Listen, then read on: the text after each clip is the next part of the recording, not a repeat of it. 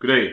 In today's lesson, we'll be looking at paper 2 of 2019, the National Senior Certificate that was written last year. And we are looking at question 1.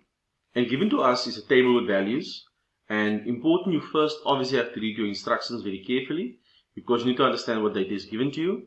And the table below shows the monthly income in rands of 6 different people and the amount in rands that each person spends on the monthly payment of a motor vehicle. So the top row gives you the monthly income of the people in rands, and then the next row gives us the monthly payment in rands. So the first question here, or the first instruction here, is to determine the equation of the least squares regression line for the data. Now, in order to find the equation, we need to understand what formula we use to derive our equation. And the formula we use is y hat equals a plus b times x, and we only need to use our calculator to find the solution to this. Now, how do we do that? You first need to understand how to use your calculator, and we are going to put our calculator now in stats mode. So the first thing you do is you then click on mode, and then you select the second one, and then you click on 2, which is your stats. And if you look at your equation given there, you see that there's a plus b x, and if I look at the options given here, the logic one obviously now is to select number 2 because that's the equation basically. So then I press 2, and then I get a table where I insert an x value and where I insert a y value. So now you need to understand what is your x value, what's your y value. And in the data given here, your x values will be the top row and your y values will be your bottom row. If you had a vertical table, it would have been your left x and your right would have been your y value. So the next thing we do is we now need to insert our values as given to us in the paper. And my first value is 9,000, and then I press enter, and then my value displays on my calculator. The next one is 13,500, and then I press enter, and then it displays on my screen. The next one is 15,000, and then it displays on my screen, and then I continue to fill in all the other values. And when I'm done with the first row, I then move on and use my cursor here, and I just press to the right, and then I move up, and you'll notice that I'm at my second value. I don't want to be at my second value. I want to go to my first value. You press once, and then you are at your first value, and now you enter the monthly payments, which is 2,000. Press enter. 3,000. Press equal, and then 5,200. You press equal, and then you do the same for the other values. Right, and now your data has been inserted correctly, and once your data has been inserted correctly, we are now going to identify what A's value is, and we are also going to identify what B's value is. Right? So the next thing you need to do is you need to press AC to clear your screen. Keep in mind your data is not going anywhere. It's stored in the memory of the calculator. You'll also notice there top screen it still says stat, meaning that you are still in stats mode. So now you want to go and you want to look at your statistics, and you then press shift. Okay. Once you press shift, you'll see number 1 on top. It says stat. You press number 1, and now it gives you your data options. Now keep in mind what the question was about. Okay, let's just bring up the question here again.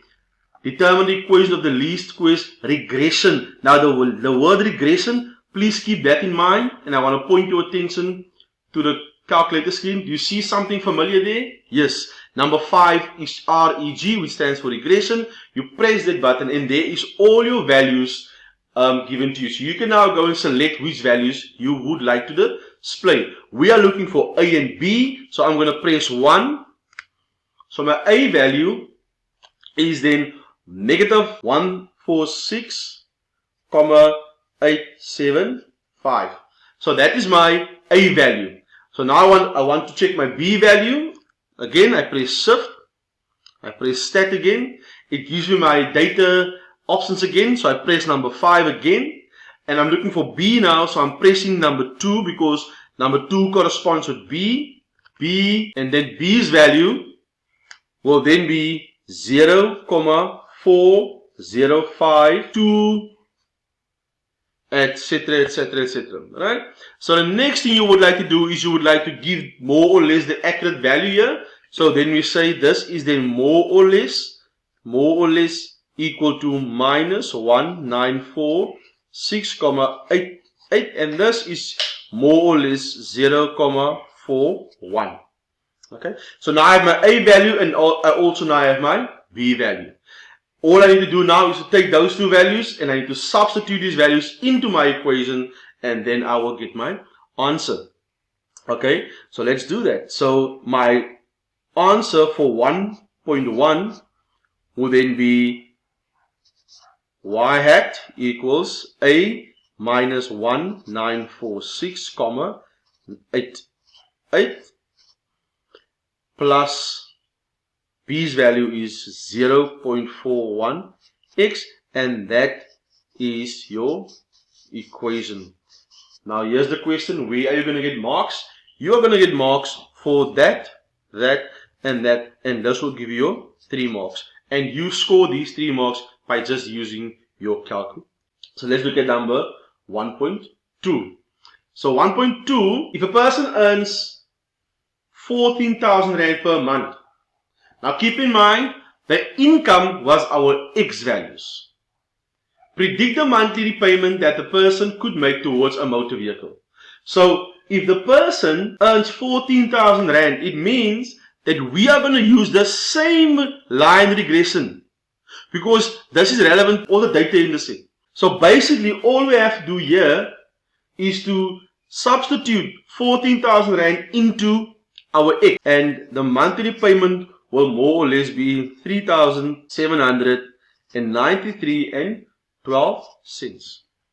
Okay, so then again here you're going to get 2 marks, and that would be for the substitution and obviously for the answer. So that's your 2 marks for 1.2. So let's have a look at 1.3. So 1.3, the question 1.3 is now determine the correlation coefficient between the monthly income and the monthly repayment of a motor vehicle. Now you don't have to calculate that because you have done that already. It's part of your data set. Okay, let's have a look at how we find that one mark there for us. So all you do again, remember, your data is still stored in your calculator. So you go to shift, you press stat. Again, we're working with regression. So you press 5.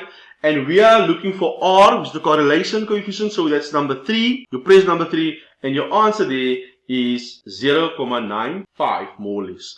So in conclusion here, number 1.3, you would write your answer out and you would then say 1.3, which is R, is equal to 0.946, and that is more or less 0.95, and that will be your 1 mark. So this is 6 marks by only using your calculator.